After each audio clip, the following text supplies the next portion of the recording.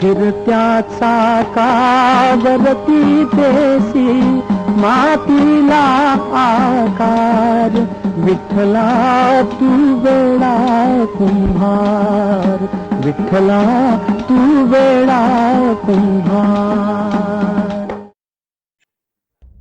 गीत के बोल है, फिरत्या चाकावरती देसी मातीला आकार, विठ्ठला तू वेडा कुंभार।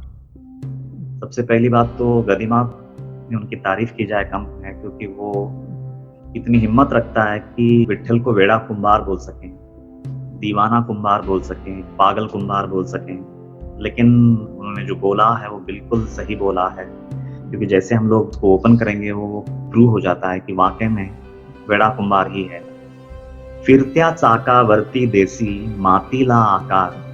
अगर हम लोग कुंभार को देखेंगे तो वो एक चक्र है जो घुमाता है, उसमें मिट्टी रखता है, उसको घूमते हुए उसको आकार देता है, उससे अलग अलग तरह के बर्तन बनाता है। पानी का घड़ा बनाया, ग्लास बनाया, तो कोई दूसरा किस्म का बर्तन बनाया, तो अलग अलग किस्म के बर्तन को आकार देता है। जो चल रही है चक्की, उस पे वो मिट्टी को रख करके अलग अलग रूप का, रंग का वो बर्तन बनाता है। फिरत्या चाकावरती देसी मातीला आकार, विठ्ठला तू वेड़ा कुंभार। अच्छा, सवाल ये है कि विठ्ठला तू वेड़ा कुंभार क्यों बोला है उन्होंने? मिट्टी के बर्तन बनाना तो गलत नहीं है ना, लेकिन वो आगे के इसमें उन्होंने बहुत ज्यादा क्लियर किया है। लेकिन अब ये पहला ये जो मेन जो लाइन है, इसका एग्जैक्टली आध्यात्मिक अर्थ क्या है अपने लिए, वो ज्यादा मायने रखता है। तो यहाँ पे ये फिरत्या चाका मतलब क्या है एग्जैक्टली?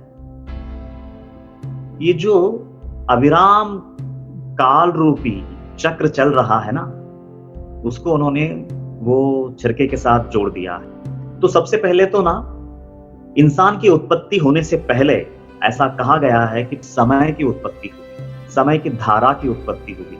तो यहाँ पे वो चक्र, वो धारा है। वो जो समय है, समय पहले बना, उसके बाद जीव बने, इंसान बने, जीव जंतु बने, चेतना में प्राणियां बनी। तो फिरत्या चाकावरती देसी मातीला आकार, ये जो तेरा चक्र है, ये काल रूपी जो तेरी प्रवाह है, उसमें न जाने कितने इंसानों को तू अस्तित्व में लाता है, कितने प्राणियों को तू अस्तित्व में लाता है, और फिर तू उन्हें मिटाता है। तू सच में तू वेड़ा कुंभार है। ऐसा करके गदिमा उसको पूरा करते हैं। माती पाणी उजेड वारा, तूच मिसळसी सर्व पसारा। माती पाणी उजेड वारा, तूच मिसळसी सर्व पसारा। आभाळच मग ये आकारा, तुझ्या घटांच्या उतरंडीला नसे अंत न पार। तू वेडा कुंभार, विठ्ठला तू वेडा कुंभार। देखो, उन्होंने सृष्टि की रचना का क्रम बताने का प्रयास किया और कितना सुंदर ढंग से बताया। माती पाणी उजेड वारा, तूच मिसळसी सर्व पसारा। अब ये माती, पानी, ये जो पंच महाभूत है, तो उनको कितनी बखूबी उनको मिलाता है, तो ये पूरा जग का पसारा बनाने के लिए। अब देखो, लेकिन ये पांचों जो पंच महाभूत है ना, वो एक दूसरे को काटने वाले हैं। अगर अग्नि है तो पानी है, पंच महाभूतों में वो दोनों एक दूसरे को क्लैश करती हैं, वो एक दूसरे के बिल्कुल विरोधी है। और वैसे ही मिट्टी है, वो घनीभूत है, इतना वजनदार है कि जिसकी कोई सीमा नहीं है। और दूसरी तरफ है वारा, मतलब वायु, जो इतनी हल्की है, जो बहती है। तो एक तरफ इतना घनीभूत, इतना वजनदार, और वहां पे उतना हल्का। एक तरफ अग्नि इतना गर्म तो जल इतना ठंडा। तूने इसकी रचना जो है ना बड़ी अपोजिट चीजों को लेकर के की है, और यही तेरी रचना का सबसे बड़ा सीक्रेट है। और इसीलिए तू इतने विजातीय द्रव्य जिसको कहते हैं, सजातीय नहीं, ये विजातीय दो द्रव्यों को लेकर के तूने इसकी कायनात की रचना की है। इसीलिए उन्होंने उनको वेड़ा कुंभार बोला। देखो आप, उनका रचना कितनी गहरी होगी। वेड़ा कुंभार बोलने के पीछे ये सबसे बड़ा रहस्य है, क्योंकि तेरी रचना है ना, ये बड़ी विचित्र है। अपोजिट पोल्स को लेकर के तूने इसकी रचना की है। माती पाणी उजेड़ वारा, तूच मिसळसी सर्व पसारा, आभाळच मग ये आकारा। और आखिर में ये पूरा जो आकाश तत्व है ना, वही जैसे मानो हर जीव जंतु प्राणी इंसान के रूप में पूरे ब्रह्मांड में वो आकार को उपलब्ध हो जाते हैं, अस्तित्व में आते हैं और दिखने लगते हैं, चलने लगते हैं, बोलने लगते हैं, एक तरह से जिंदा होकर के विचरण करने लगते हैं। तुझा गटांचा उतरंडीला, नसे अंत ना पार। और तेरी ये जो निर्मिति है, ये जो तेरी कृति है, ये जो तेरी उपज है, ये जो तेरी कायनात की रचना है, ये इतने जीव जंतु इंसानों को जो तू बना करके जो मेला सजाया है, इस मेले के बारे में मैं क्या कहूं। तुझा घटांचा उतरंडीला, नसे अंत ना पार। ना उसका अंत है, ना उसका कोई पार है।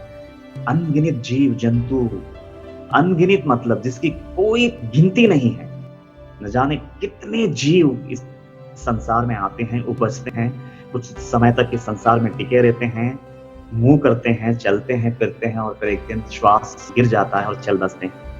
लेकिन इसकी खासियत ये है कि तू अपोजिट पोल्स को लेकर के तूने उसकी निर्माण की है, मतलब इसीलिए तू वेड़ा कुंभार है। देखो, क्योंकि उन्होंने दो विजातीय द्रव्यों को लेकर के मतलब इसका निर्माण किया है, और इसीलिए ही इस संसार में सुबह है तो रात है, सूरज है तो चांद है।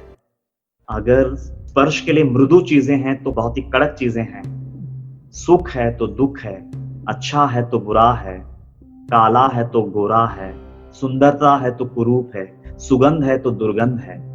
और देखो, इसको संसार कभी भी इससे आंखें नहीं चुरा सकता। फेस करना है इन सब चीजों को।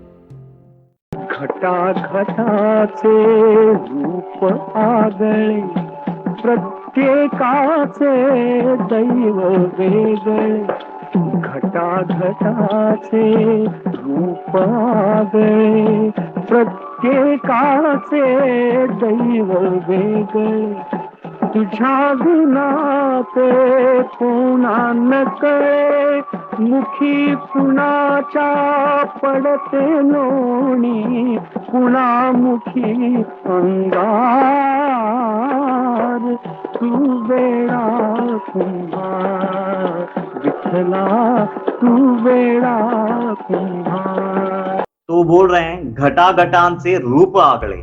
अब जो जितने भी तूने घट बनाए हैं ना, सबसे पहले तो बहुत अलग अलग कृति के हैं, आकृति के हैं। सबसे पहले तो इंसान का जानवरों से क्या मेल, जानवरों का पशु पक्षियों से क्या मेल, तो वैसे बनाया। और उसमें भी तूने अलग अलग प्रजातियां बना दी। हर जानवर एक दूसरे से बिल्कुल भिन्न है, हर पक्षी दूसरे पक्षियों से भिन्न है, बिल्कुल एक दूसरे के साथ कोई मेल नहीं है। रंग रूप कद में, सुंदरता कुरूपता में, स्वभाव में। एक घर में मतलब एक ही माँ पिताजी से 4 संतानें होती है, लेकिन चारों के चारों बिल्कुल जुदा। ये उसकी कायनात में मतलब ये उसकी कृति का सबसे बड़ा आला एग्जाम्पल है। घटा घटांचे रूप आगळे, प्रत्येकाचे दैव वेग। और हर इंसान का भाग्य अलग है। एक ही माँ पिताजी से 4 संतान की उत्पत्ति होती है, और चारों का भाग्य बिल्कुल अलग हो जाता है। एक ही रक्त से निकले हुए लोग हैं, एक ही शरीर से निकले हुए लोग, लेकिन उनका भाग्य एक जैसा नहीं होता। और ये उसकी रचना का एक तरह से देखा गया तो सबसे बड़ी खूबी है। तुझा विना ते कोणा न कर।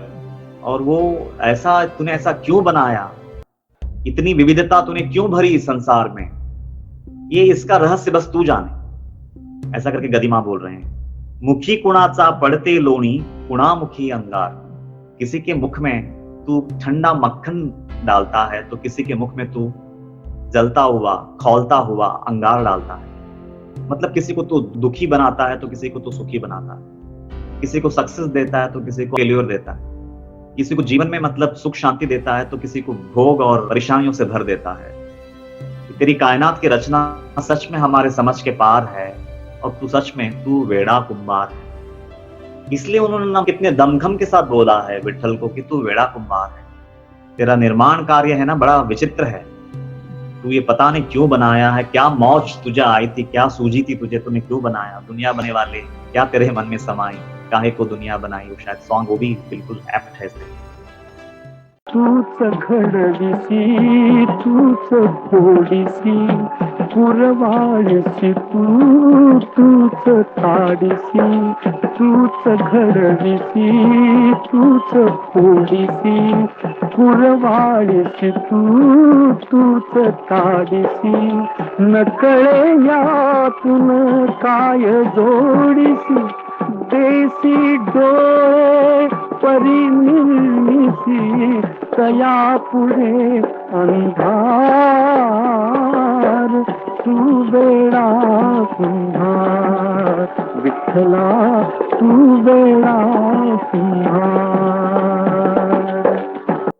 तूच घडविसी तूच फोडीसी कुरवाळीसी तूच ताडीसी।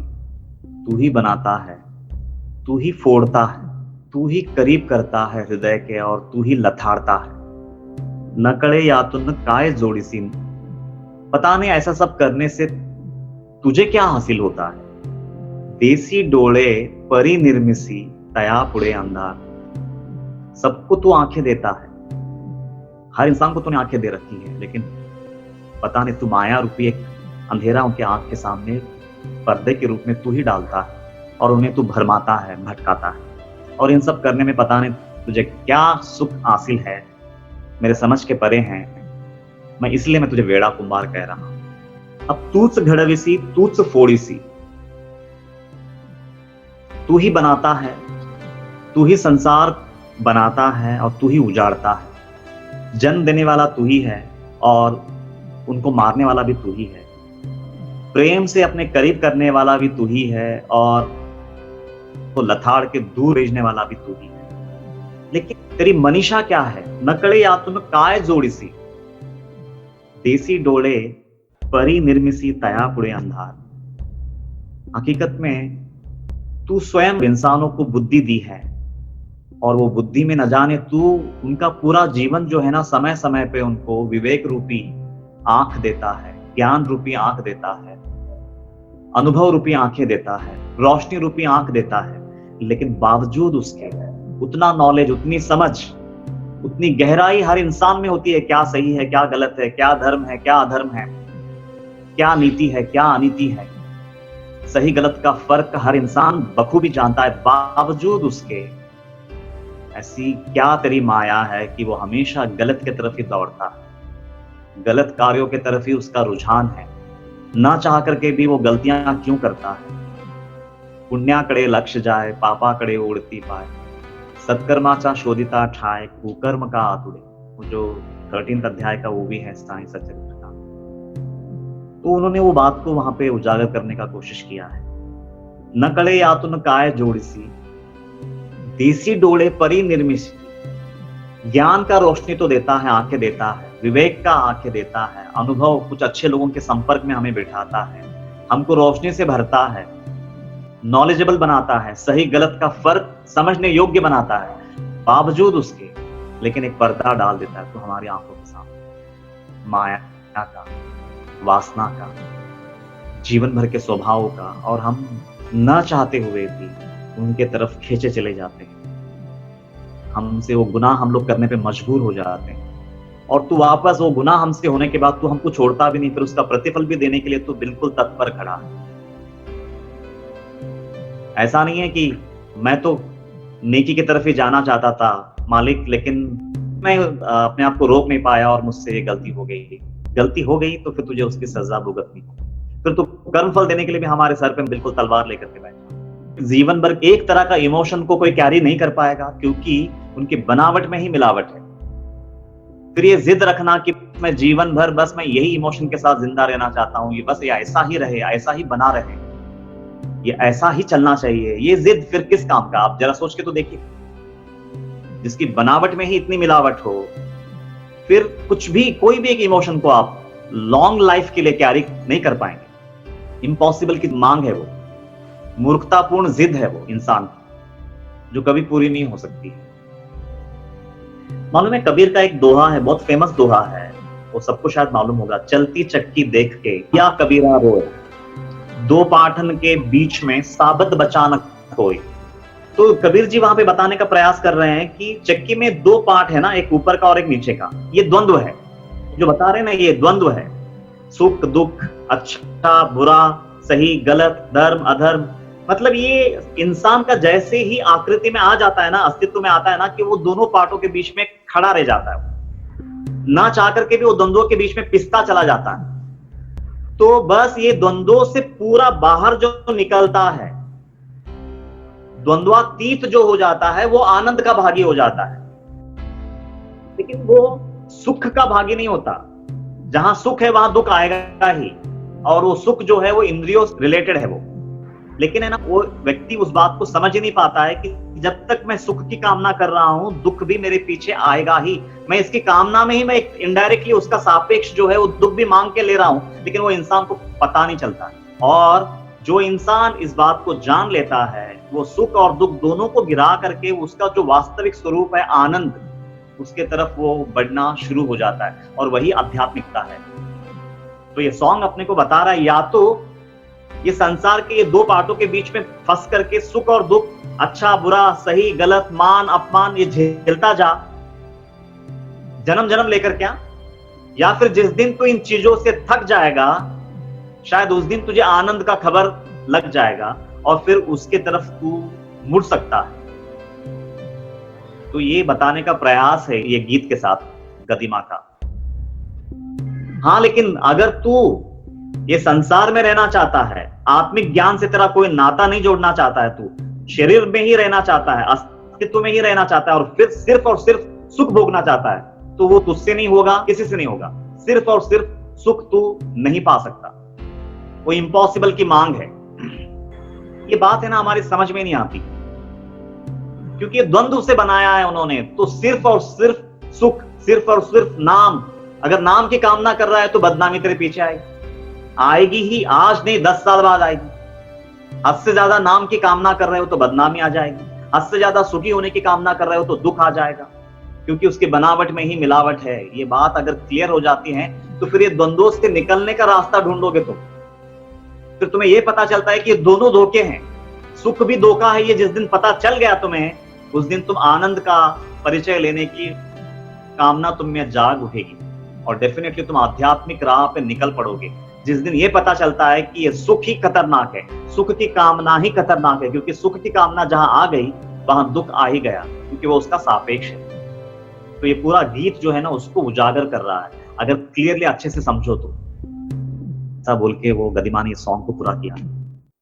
श्री सच्चिदानंद सद्गुरु साईनाथ महाराज की जय। फिरत्या चाकावरती देशी मातीला आकार, विठ्ठला तू वेडा कुंभार, विठ्ठला तू वेडा कुंभार। माती पाणी उजेड वारा, तूच मिसळसी सर्व पसारा। माती पाणी उजेड वारा, तूच मिसळसी सर्व पसारा। आभाळच मग ये आकारा, तुझ्या घटांच्या उतरंडीला नसे अंत न पार। तू वेडा कुंभार, विठ्ठला तू वेडा कुंभार।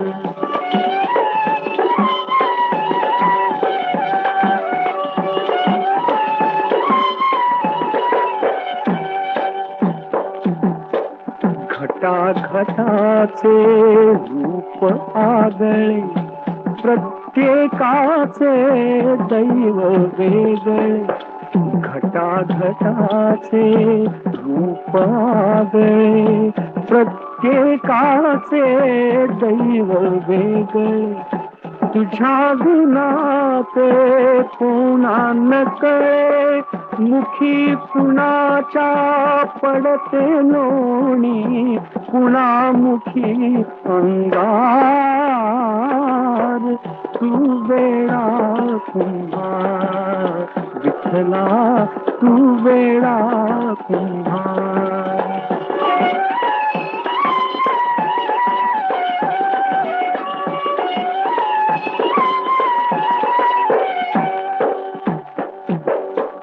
तूच घडविसी तूच फोडिसी पुरवाळीसी तूच ताडिसी तूच घडविसी तूच फोडिसी पुरवाळीसी तूच ताडिसी नकळे यातून काय जोडिसी देसी डोळे परिनिर्मिसी तया पुढे अंधार